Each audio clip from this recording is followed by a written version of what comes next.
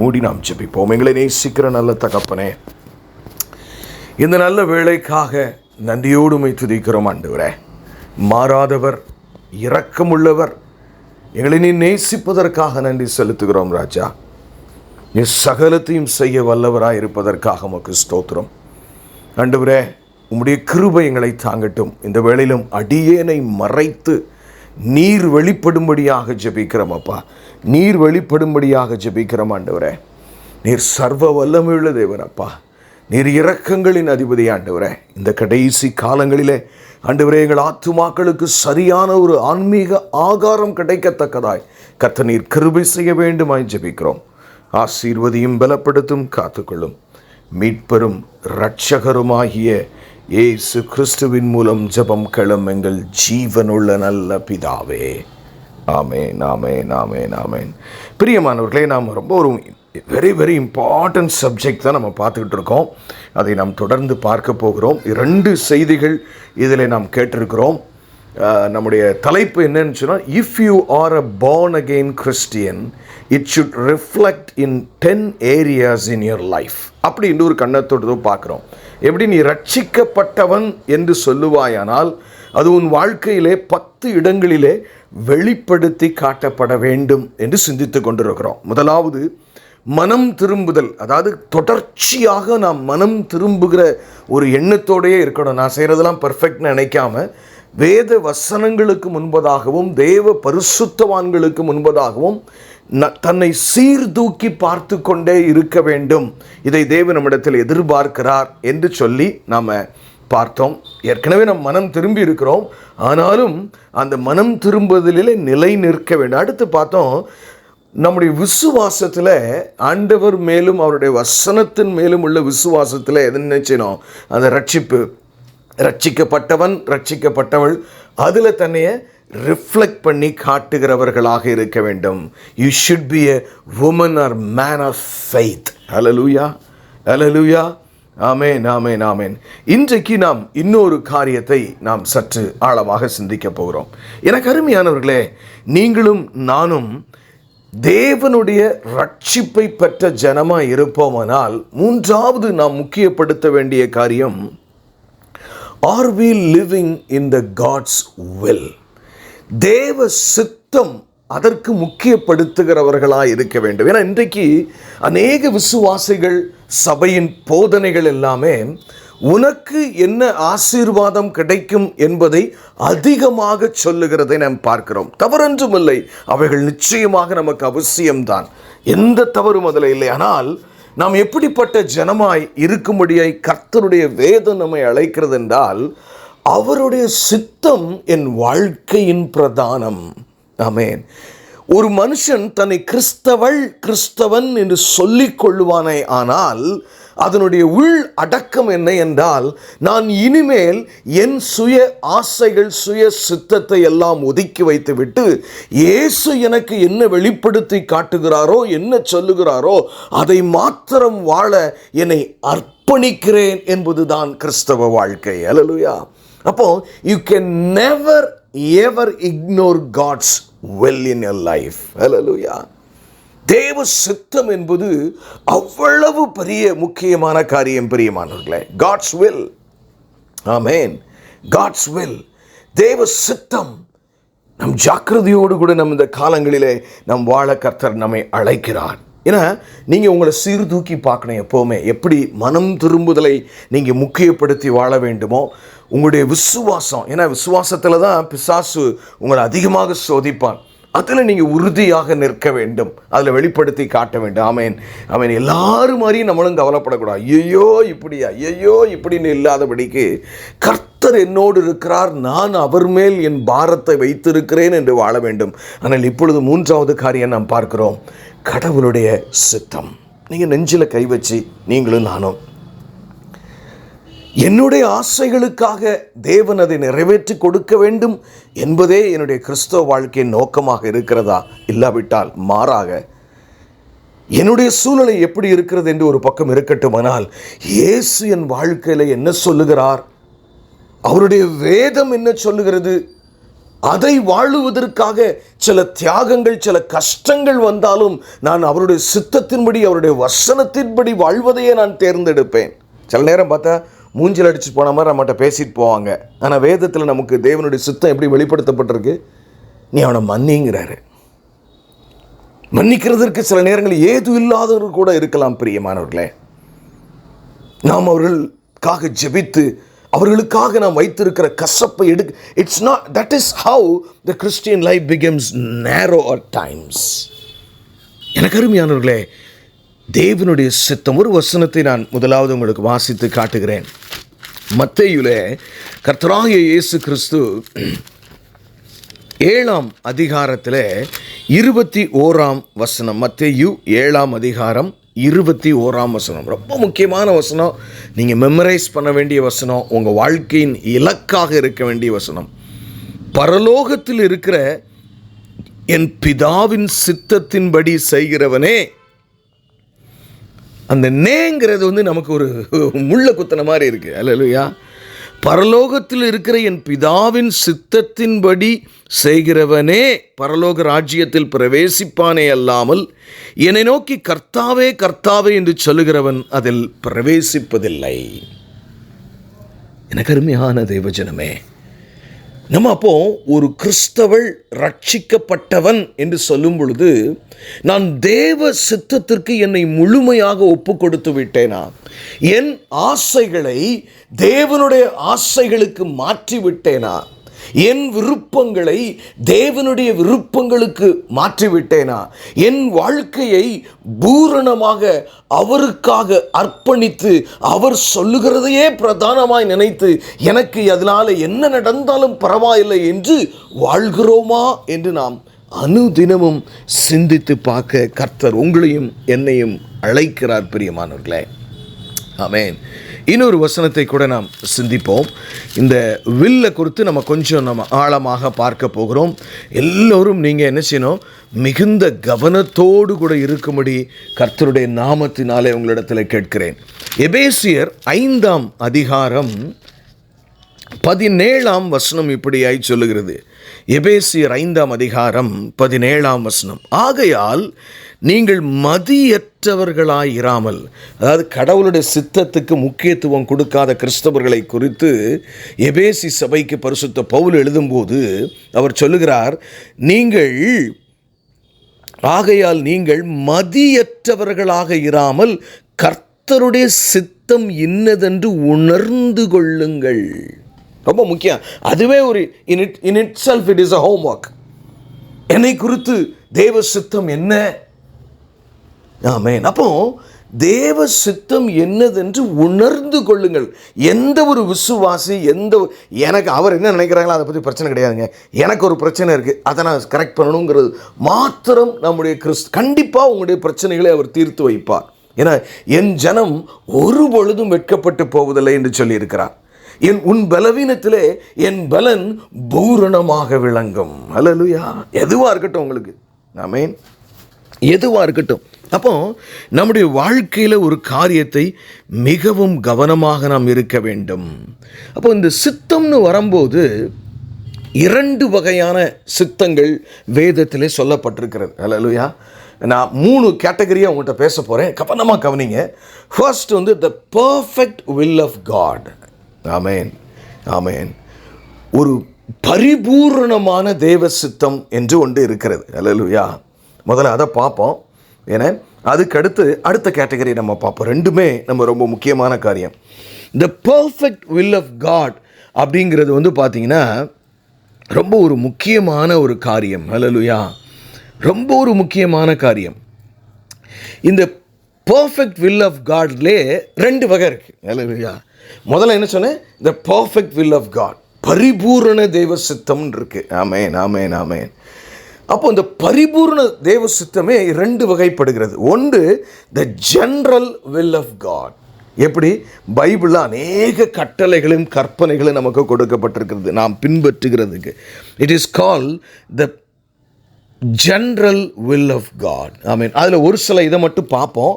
அடுத்ததை நம்ம பார்த்தீங்கன்னா the personal will of God. அதாவது நீங்கள் எந்த ஊரில் யாரை கல்யாணம் முடிக்கணும், என்ன கோர்ஸ் படிக்கணும், என்ன வேலை பார்க்கணும், எப்போ வேலையை விடணும், எப்போ ஒரு வேளை நீங்கள் ஒரு ஊழியத்தை செய்யணும்னா செய்யணும், எந்த இடத்துல போய் நீங்கள் பிரசங்கம் பண்ணணும், என்ன பிரசங்கம், it is call this are, இதுவும் தேவனுடைய சித்தம். இது ரொம்ப முக்கியம் உங்களுடைய வாழ்க்கையில், the personal will of God. இப்போ நம்ம வந்து ஃபஸ்ட்டு வந்து த பர்ஃபெக்ட் வில் ஆஃப் காட்ங்கிறத குறித்து சிந்திக்கிறோம். பரிபூர்ணமான தேவ சித்தம் அது 2 வகைப்படுகிறது. அதில் ஒன்று the general will of God. நிறைய இருக்குது, நம்ம எல்லாத்தையும் பார்க்க முடியாது, எல்லாத்தையும் தெரிந்து கொள்ள வேண்டும் என்றால் நீங்கள் வேதத்தை ஆழமாக வாசிக்க வேண்டும். The general will of God பார்த்தீங்கன்னா அதில் ஒரு சில காரியங்களை நான் உங்களுக்கு, ஒரு முக்கியமான சில காரியங்களை மாத்திரம் உங்களுக்கு நான் கற்றுக் கொடுக்க நான் நினைக்கிறேன். ஆமென். 1 தெசலோனிக்கேயரின் புஸ்தகம் 5ஆம் அதிகாரம் 18ஆம் வசனம். நல்லா கவனிங்க, ஏன்னா நிறைய இருக்குது, ஒரு சில முக்கியமானதை மாத்திரம் நான் உங்களுக்கு. ஜென்ரல் வில் ஆஃப் காட்னா என்ன அர்த்தம்னா, எல்லோரும் கட்டாயமாக செய்ய வேண்டிய, கீழ்ப்படிய வேண்டிய காரியங்கள். கர்த்தர் தாம் பிள்ளைன்னா இதெல்லாம் செய்யணும்னு நினைக்கிற எல்லாவற்றையும் எல்லாரும் செய்கிற, இது வந்து அவருக்கு ஒரு விதிவிலக்கு, எனக்கு ஒரு விதிவிலக்குன்னு கிடையாது. எல்லா விசுவாசிகளும் அதில் கவனமாக இருக்க வேண்டியது என்று ஒன்று இருக்கிறது. அது வந்து பார்த்தீங்கன்னா 1 தெசலோனிக்கேயரின் புஸ்தகம் 5ஆம் அதிகாரம் நிறைய இருக்குது, சில முக்கியமானதை மட்டும் பார்ப்போம். 18ஆம் வசனம், எல்லாவற்றிலேயும் ஸ்தோத்திரம் செய்யுங்கள். அல்லேலூயா. ஆமென். Whether it is good or bad and God is leading you. Amen. எல்லாவற்றிலேயும் ஸ்தோத்திரம் செய்யுங்கள், அப்படி செய்வதே கிறிஸ்து இயேசுவுக்குள் உங்களை குறித்து தேவனுடைய சித்தமாய் இருக்கிறது. அதாவது ஒரு காரியம் நல்லா தெரிஞ்சுக்கிங்க பிரியமானவர்களே, நம்ம வந்து எல்லா விதத்திலும் ஆண்டவருக்கு நன்றி செலுத்தி கொண்டே இருக்க வேண்டும். இப்போ நீங்கள் ஒரு பொருள் வாங்கும்போது நன்றி செலுத்துவீங்க. ஆண்டவரே எனக்கு ஒரு ஃப்ரிட்ஜை கொடுத்துருக்கீங்க, ஒரு காரை கொடுத்துருக்கீங்க, ஒரு வீடு கொடுத்துருக்கீங்க, ஒரு பிள்ளையை கொடுத்துருக்கீங்க, ஒரு மனைவியை கொடுத்துருக்கீங்க, கணவனை கொடுத்துருக்கீங்க, ஒரு நல்ல சபையை கொடுத்துருக்கீங்க, எனக்கு ரட்சிப்பை கொடுத்துருக்கீங்க, சரீர சுகத்தை கொடுத்துருக்கீங்க, பொருளாக, அப்படி நிறைய சொல்லிக்கிட்டே இருப்பானா. அந்த ஃப்ரிட்ஜு வந்த பின்னாடி கூட திடீர்னு வீட்டில் பார்க்கப்பா, எத்தனையோ பேருக்கு ஃப்ரிட்ஜு ஓட்டையாகி எப்படியோ போய் இன்னொன்று வாங்குற மாதிரிச்சு, எனக்கு இன்னும் நல்ல வேலை செஞ்சிட்டு இருக்குது, ஆண்டவர் கிருபையாக சரிங்க. அதாவது what I am saying is, நீங்கள் அதை சொல்லணும், அதுதான் முறையானது. ஆனால் உங்களிடத்தில் ஒரு நன்றி உள்ள துதிக்கக்கூடிய இருதயம் இருக்க வேண்டும். அந்த துதி வந்து பார்த்தீங்கன்னா நிறைய பேர் வந்து நிறைய சபைகளிலும் சொல்லணும், ஏதோ ஒன்று நீங்களாக சொல்லிக்கிட்டே இருங்கன்னு சொல்கிறாங்க. அது எவ்வளவு சரி என்று நான் அறியேன். ஆனால் இருதயத்திலே ஆண்டவர் எனக்கு இவைகளெல்லாம் கொடுத்திருக்கிறாரே, இப்படி படுக்கிறதுக்கு 3 தலையாணைகள் இருக்கிறது, ஒரு பெட் இருக்கிறது, ஒரு ஏர் கண்டிஷன் இருக்கிறது, செருப்பு போட போனால் 3-4 செருப்பு இருக்கிறது, என் பாத்ரூமில் குளிக்க போகும்போதெல்லாம் தண்ணீர் இருக்கிறது எனக்கு, இப்படி ஒவ்வொன்றிற்காக தேவனை நன்றி செலுத்தி கொண்டே இருக்க வேண்டுமாம். நம்ம என்னைக்கும் பார்த்தீங்கன்னா முதல்ல சொல்கிறதோட சரி, அதுக்கு சோத்திரம் சோத்திரம் சோத்திரம், we don't even mean what we are saying. எனக்கு அருமையானவர்களே, நாம் ஏதோ ஒரு மிஷினோடு பேசிக்கொண்டிருக்கவில்லை, வானத்தையும் பூமியும் உண்டாக்கினவரிடத்தில் நாம் பேசிக்கொண்டிருக்கிறோம். அல்லேலூயா, அல்லேலூயா. எத்தனை பேர் உற்சாகத்தோடு கூட காணப்படுகிறீர்கள். ஆமென். அப்போ முதல்ல வந்து பார்த்தீங்கன்னா இந்த ஜென்ரல் வில் என்னன்னா, நன்றி உள்ள இருதயத்தோடு தேவனை துதித்து கொண்ட. நீங்கள் நல்லா நோட் டவுன் பண்ணி வச்சுக்கோங்க. இன்னைக்கு நான் ரட்சிக்கப்பட்டவள் என்றால் தேவ சித்தம் செய்கிறவளாக இருக்கணும்.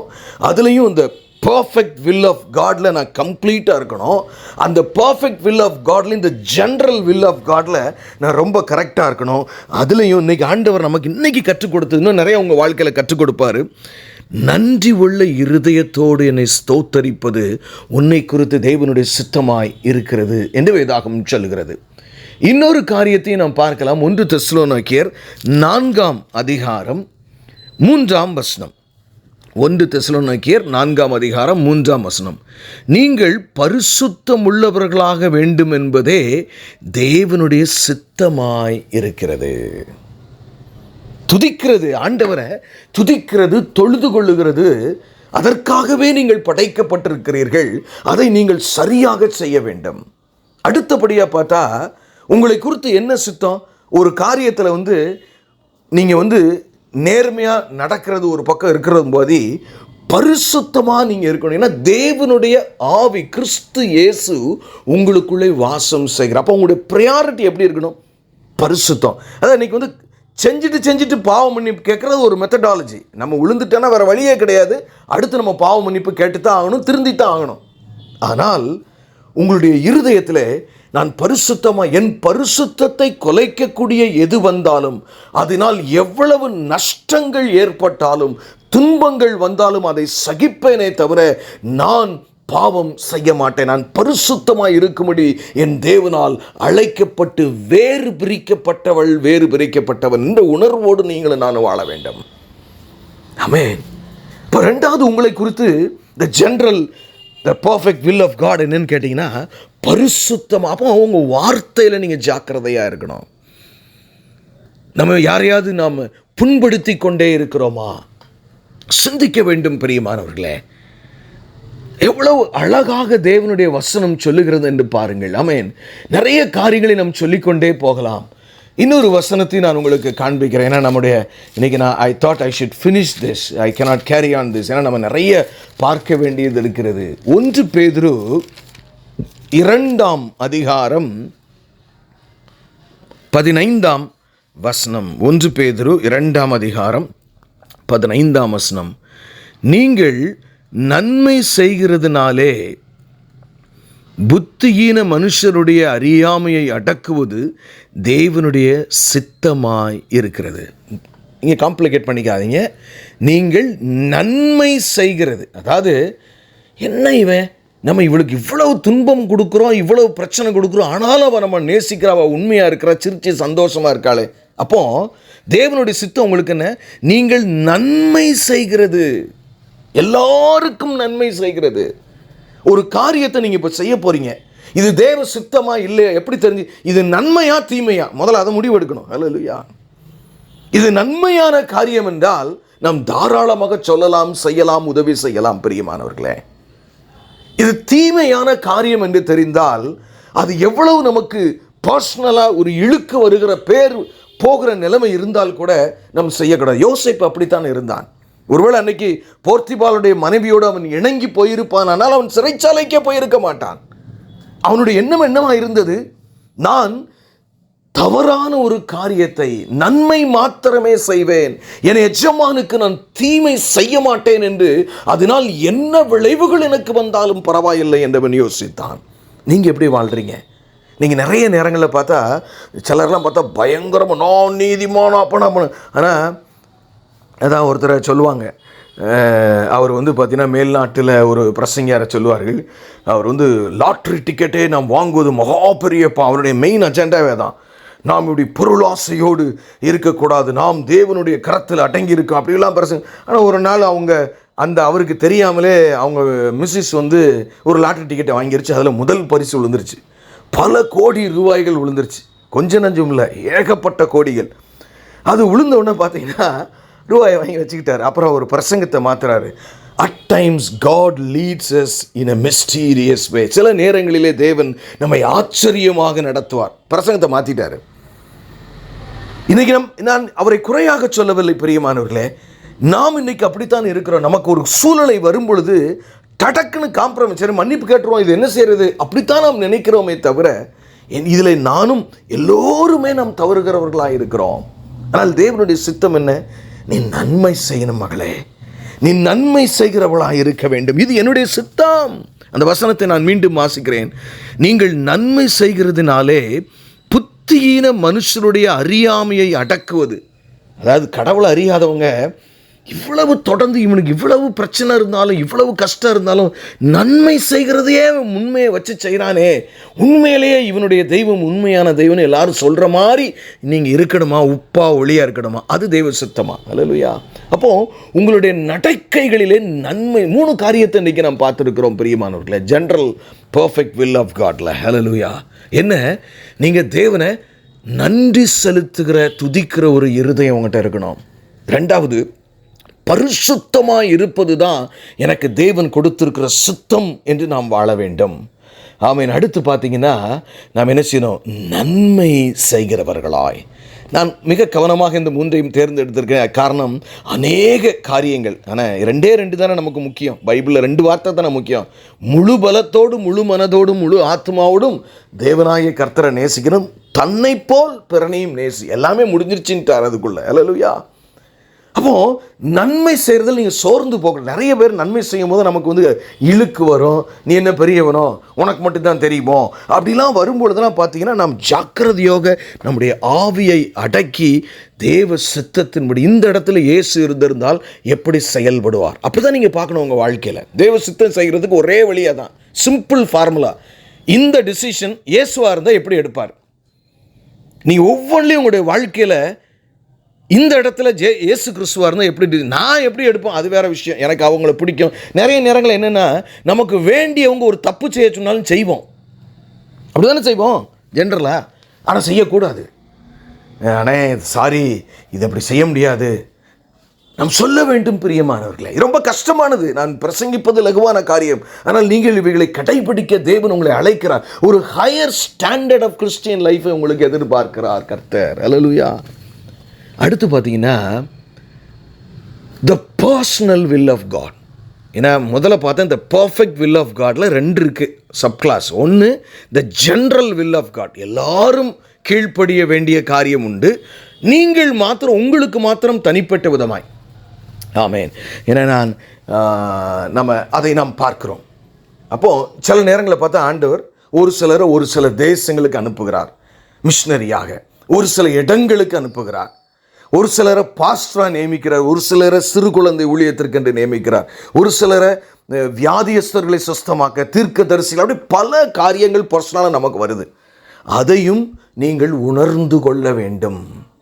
எபேசியர் 5ஆம் அதிகாரத்தில் நாம் பார்த்தது போல, கர்த்தருடைய நீங்கள் மதிகெட்டவர்களாக இராமல் கர்த்தருடைய சித்தம் என்னதென்பதை உணர்ந்து கொள்ளுங்கள். இதுக்கு யூசுவலாக எப்படின்னா, கடவுளுடைய வசனத்தின் மூலமாக உங்களுடைய இருதயத்தில் ஆழமாக தேவன் தொடர்ந்து பேசிக்கொண்டே இருப்பார். அது உங்களுக்கே தெரியும். சரி, நான் இதுக்கு தான், இப்படித்தான் நான் செய்யணும், இதுக்கு தான் நான் இருக்கிறேன். அல்லேலூயா. ஆமேன். ஆழமாக ஆண்டவர் சொல்லுவார். உங்களுக்குள்ளே அது தெரியும்.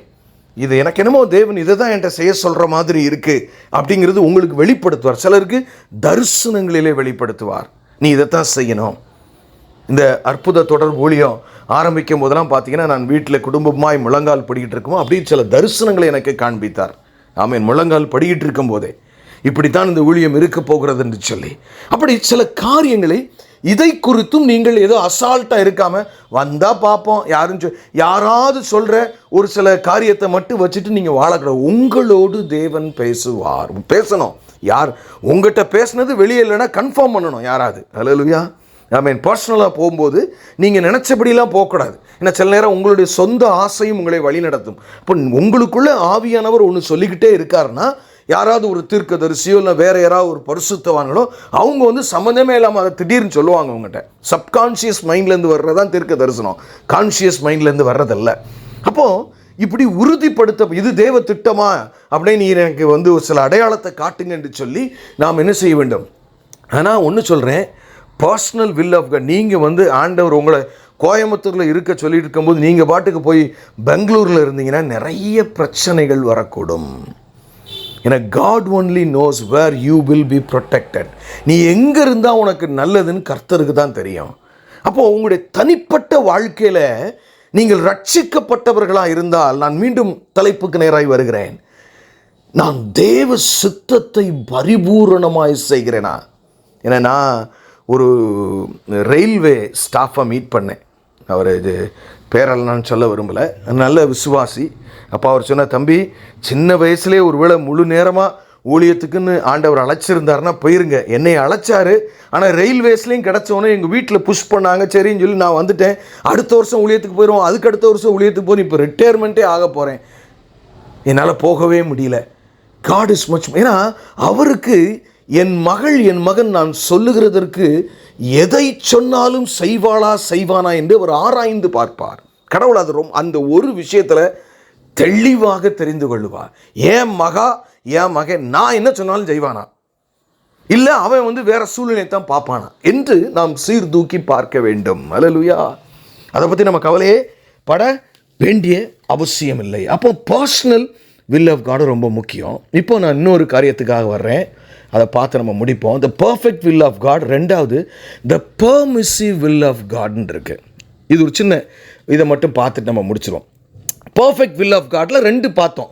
த general will of God and the personal will of காட்னு பார்த்தோம். தனிப்பட்ட விதமாய் தேவன் நமக்கு கொடுக்குற சித்தம் என்ன, ஆமேன் ஆமேன் ஆமேன் அப்படிங்கிறத நம்ம பார்த்தோம். அதில் அந்த பர்ஃபெக்ட் வில் ஆஃப் காடில் இன்னொன்று ஒன்று இருக்குது. நீங்கள் வேதத்தை ஆராய்ஞ்சு படிச்சிருந்தீங்கன்னா அது உங்களுக்கு தெரியும். த பெர்மிசிவ் வில் ஆஃப் காட். நீங்கள் பார்த்தீங்கன்னா சில நேரங்களில் ஆண்டவர் வந்து மோசையோடு பேசுகிறார். அப்போ வந்து நீ பார்வோன் இடத்துல புறப்பட்டு போங்கிறார். அப்பாடி என்னாலலாம் போக முடியாது, நான் அங்கேருந்தா ஓடி வந்தேன், என்னால் போக முடியாது, எனக்கு பேசவே தெரியாதுங்கிறாவன். அப்போ ஆண்டவர் சொல்கிற வாயை உண்டாக்குனது நான் அல்லவா அப்படின்னு சொன்னாலும் மோசை எனக்கு பேச தெரியாது, நான் போக மாட்டேன் அப்படின்னு சொன்ன உடனே ஆண்டவர் என்ன சரி அப்படியா சரி அப்படின்னா ஆரோனை கூட்டிகிட்டு போ. So this is called the permissive will of God. அடுத்து நீங்கள் அதில் காரியங்களை நம்ம பார்க்கலாம். அதே மாதிரி பார்த்தீங்கன்னா நீங்கள் 2 ராஜாக்கள் 20ஆம் அதிகாரத்தில் நீங்கள் பார்த்தீங்கன்னா உங்களுக்கு அந்த தெரியும், கிங் ஹெசக்காயா, ஆமேன், எசக்காயாவுடைய ராஜா இருக்கான் இல்லையா, எசேக்கியா ராஜாவுடைய காரியத்தை நீங்கள் இங்கே பார்க்கலாம். அவன் என்ன சொன்ன, ஆண்டவர் வந்து உன் வீட்டு காரியத்தை ஒழுங்குபடுத்து, நீ சாக போகிற, உன்னை நான் எடுக்க போகிறேன்னு சொல்லிட்டார். இவன் செவர்பரமாக திரும்பி ஆண்டவரே எனக்கு தினமும் ஒரு பெரிய சொல்ல, உடனே ஏசாயை திருப்பி அனுப்பி அவனுடைய காரியம் அவனை குணமாக்கு, அவனுடைய ஆயுசு நாட்களை அவன் ரொம்ப அழுறான், கண்டிப்பாக உயிரோடு இருக்கணும்னு கேட்குறான். சரி அவனுக்கு 15 வருஷத்தை கூட்டி கொடுத்துருவோம். This is called the permissive will of God. ஆனால் இந்த பெர்மிசிவ் வில் ஆஃப் காடில் வந்து எப்போவுமே சில குழப்பங்கள் பிரச்சனைகள் இருக்கக்கூடும். என்ன எசேக்கியாவுடைய வாழ்க்கையில் என்ன நடந்துச்சு, இந்த அவன் வந்து அடுத்து 15 வருஷம் கழித்து அவன் இறக்குறான். ஆண்டவர் சொன்ன மாதிரியே அதுக்கு இடையில இந்த 15 வருஷம் அவன் கூட்டி ஆயுஸ் வாங்கினால அதில் அவனுக்கு ஒரு மகன் பிறக்கிறான். அவன் பேர் என்ன, மனாசே, யூதா ராஜா மனாசே. அவனை மாறி ஒரு மோசமான அயோக்கியமான ராஜா யாருமே இல்லை. இது எப்போ நடந்துச்சு, த பெர்மிசிவ் வில் ஆஃப் காடுக்குள்ளே போகும்போது நடக்குது. அல்லேலூயா. என்றைக்குமே பிரியமானவர்களே, வாழ்க்கை அவர்கிட்ட கொடுத்துட்டேன், இனிமேல் அவர் என்ன சொல்கிறாரோ வாழ்ந்துட்டு போய்கிட்டே இருக்க வேண்டியதான். அவர் எப்போ எடுக்கணுமோ எடுக்கட்டும், அவர் எப்போ செய்யணுமோ செய்யட்டும், எனக்கு எந்த கவலையும் கிடையாது. அது என்ன மரணமே வந்தாலும் சரி அவர் கையில் கொடுத்துட்டேன், அவர் நடத்துகிறபட்டி நடத்தட்டும். வாழ்க்கை உங்கள் கையிலே இருந்தால் உங்களுக்கு வேதனை. உங்கள் வாழ்க்கை நீங்களே நான் நான் நான் என் வாழ்க்கை எனக்கு ஆசீர்வாதம், என் ஆசீர்வாதம் நான் என்று வாழுகிற வரைக்கும் வாழ்க்கை மிக கடினமாக இருக்கும். கிறிஸ்தவ வாழ்க்கை அவர் கையில் ஒப்பு கொடுத்துட்டு என்ன வந்தாலும் சரி, முடியினாலும் சரி மொட்டைனாலும் சரி, ஆண்டவரே அவர் பார்த்து கொள்வார் என்று அவர் மேல் பாரத்தை வைப்பதுதான் பரிபூரண தேவ சித்தமான ஒரு வாழ்க்கை. அல்லேலூயா. நிறைய நேரங்களிலே நாம் அப்படித்தான். என்ன நிறைய நான் ஏன் சொல்லணும், நம்ம அநேக சமயங்களில் தேவனோடு போகிறோன்னா, ஒரு சமயம் ஈஜிப்டில் ஒரு ரெட் சி ரிசார்ட்டில் தங்கியிருந்தேன். அப்பொழுது நாங்கள் போன எல்லோரும் வந்து ஒரு ஈவினிங் வந்து ஒரு கேம்ப் ஃபயர் மாதிரி போட்டு சும்மா எல்லோரும் உட்காந்து எல்லாருடைய வாழ்க்கையில நடந்தது நீங்கள் சொல்லுங்கள், எல்லோரும் விசுவாசிகள் அப்படி நாங்கள் பேசி கொண்டிருக்கும்போது, இன்னும் நான் அந்த நபருடைய பேரை மறந்து விட்டேன். ஆனால் சென்னையிலேருந்து ஒரு பெரியவர் வந்திருந்தார்.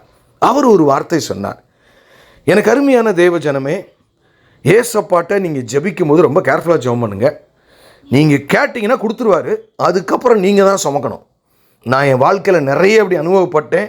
அதனால் ஏசப்பாட்ட ஜெபிக்கும் போது அவர் சித்தத்துக்காக தான் நான் காத்திருப்பேன், ஜாக்கிரதையா இருங்கன்னாரு. To this day I remember. Hallelujah. உண்மை பிரியமான சாதாரண ஒரு மனுஷன் தான் அவர். இந்த பெர்மிசிவ் வில் ஆஃப் காட் அவருக்கு ஒருவேளை தியாலஜிக்கலாக தெரியாமல் இருக்கலாம், but he is telling something very vital. ஆகவே என்னைக்கும் தேவனுடைய சித்தத்திற்கு ஒப்பு கொடுங்கள். ஆமென். தேவனுடைய சித்தத்திற்கு ஒப்பு கொடுங்கள். அப்போ ஒரு காரியத்தை சொல்லி நாம் முடிப்போம். ஏன்னா மூன்றாவதா நீ ரட்சிக்கப்பட்டவனை எதில் வெளிப்படணும், நான் பரிபூர்ணமாக தேவ சித்தம் செய்கிறவனாய் நான் இருக்கிறேனா என்று நீங்களும் நானும் பார்க்க வேண்டும். ரொம்ப முக்கியம். What we have learn today is very very important. Hallelujah. ஆகவே நாம் தேவ சித்தத்திற்கு நம்மை பரிபூரணமாய் ஒப்பு கொடுப்போமானால், அல்லேலூயா. ஏன்னா இந்த இடத்துல பாருங்க, நான் அந்த பர்சனல் வில் ஆஃப் காடில் ஆண்டவர் எப்படி இருக்கிறார், அவருடைய ஸ்டாண்டை பாருங்களேன், ஏசாமியுடைய ஸ்டாண்ட் எப்படி இருக்குன்னு பாருங்கள். அதுதான் நமக்கு ரோல் மாடல். அதனால் நான் அந்த வசனத்தை வாசிக்கிறேன். யோவான் 6ஆம் அதிகாரம் 38ஆம் வசனம். யோவான் 6ஆம் அதிகாரம் 38. இயேசு எப்படி சொல்கிறாருன்னு பாருங்கள். என் சித்தத்தின்படி அல்ல, என்னை அனுப்பினவருடைய சித்தத்தின்படி செய்யவே நான் வானத்திலிருந்து இறங்கி வந்தேன். நீங்கள் எப்படி சொல்லணும்? என் சித்தத்தின்படி அல்ல, ஆசையின்படி அல்ல, இயேசு கிறிஸ்துவின் சித்தத்தின்படி செய்யவே நான் ரட்சிக்கப்பட்டிருக்கிறேன், அவரை பின்பற்றுகிறேன் என்று சொல்ல வேண்டும். சொல்லி ஜெபிப்போமா? கண்களை மூடுவோமா? எங்களை நேசிக்கிற நல்ல தகப்பனே, இந்த நாளில் நீர் எங்களோடு கூட பேசின வசனங்களுக்காக நன்றி ஆண்டவரே. இன்றைக்கு ரட்சிக்கப்பட்டவர்கள் வெறும் ஆசீர்வாதத்தை மாத்திரம் முன்வைத்து வாழுகிற ஒரு அவல நிலைமையை பார்க்கிறோம். அநேக ஆசீர்வாதங்களை நீர் நிச்சயமாக எங்களுக்கு உறுதியாக தருகிறீர். ஆனாலும் ஆண்டவரே, எங்களை ஆண்டவரே உம்முடைய பரிபூரண சித்தத்தை செய்ய அழைக்கிறீரப்பா. இந்த செய்திக்காக நன்றி செலுத்துகிறோம்.